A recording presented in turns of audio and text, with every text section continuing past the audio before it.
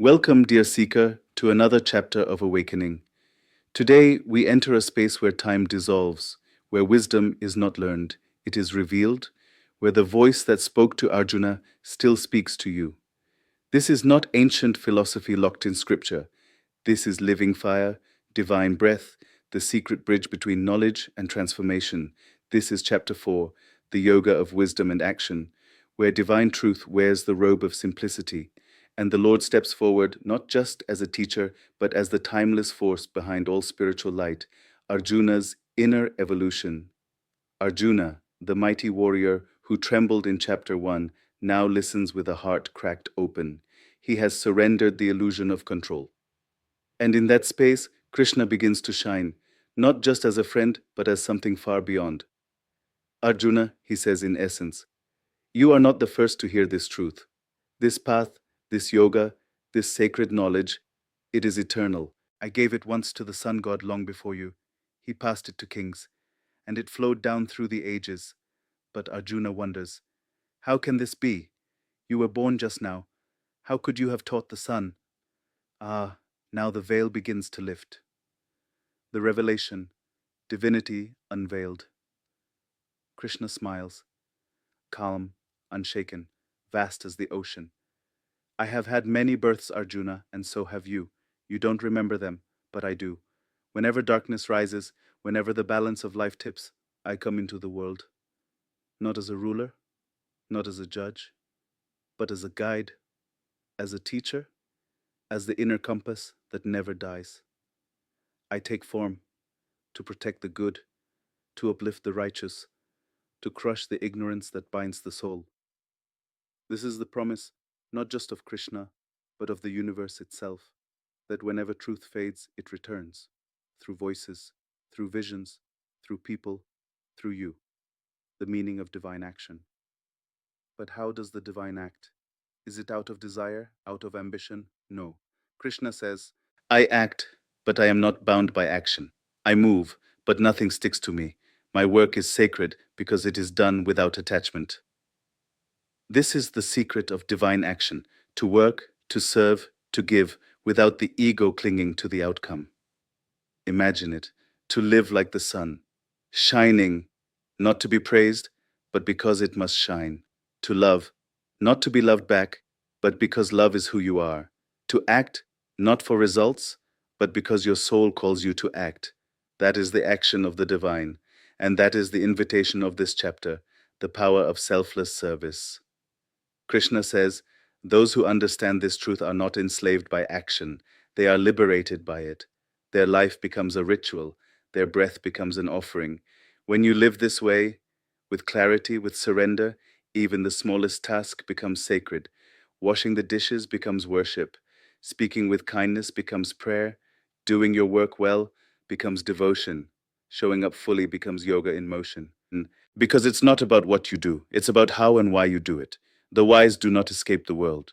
They are fully in it, but not of it. They build, they lead, they speak, but their heart rests in detachment, not detachment from people, but from outcome, ownership, and illusion. This is what Krishna calls the science of action, and it is the beating heart of this chapter, why action is superior to escape. Some may say, then let me do nothing, let me renounce, let me escape. But Krishna says, no, that is not the path for you. Renunciation is not sitting idle. True renunciation is doing your duty without getting attached to the fruits of it. In other words, inaction is not peace. Avoidance is not wisdom. Running away is not surrender. If your house is on fire, you don't meditate on non-attachment. You pick up water and save what matters. Krishna teaches us that spirituality is not passive. It's bold, awake, deeply engaged. It says, I will do my work with full presence, and I'll let go of what I cannot control. The path of knowledge and sacrifice. Then Krishna shifts. He speaks of sacrifice. But not the sacrifice of animals or rituals or robes. No, he speaks of the inner sacrifice, the sacrifice of ego, the sacrifice of pride, the sacrifice of attachment to results. He says, the greatest offering is knowledge, and the greatest fire is the fire of wisdom. He paints a picture of spiritual evolution, where the seeker moves from ignorance to light, not by blindly believing, but by burning away illusion through awareness. This is not the path of dogma, this is the path of realization. The role of the guru, a sacred teacher. And then comes one of the deepest truths of all.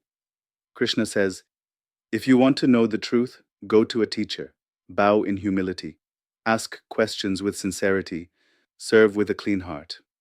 Because truth is not downloaded like data, it is transmitted, not by words alone, but by energy, by presence, by living example.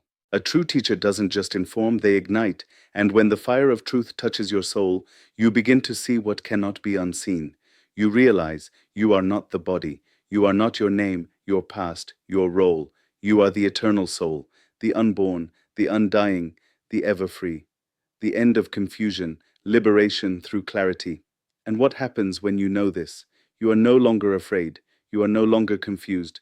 You stop asking, what will I get? And begin asking, what can I give? You don't chase approval. You radiate authenticity. You don't perform to impress. You act to express the truth within you. This is not motivational fluff. This is Gita's voice speaking directly to your reality.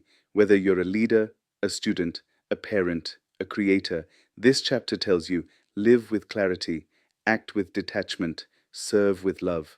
Life as offering, the final lesson.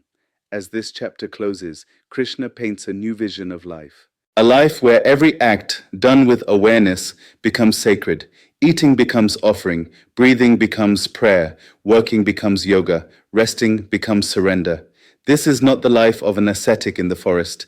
This is the life of a warrior, a father, a teacher, a human being who walks through the world with their soul fully awake.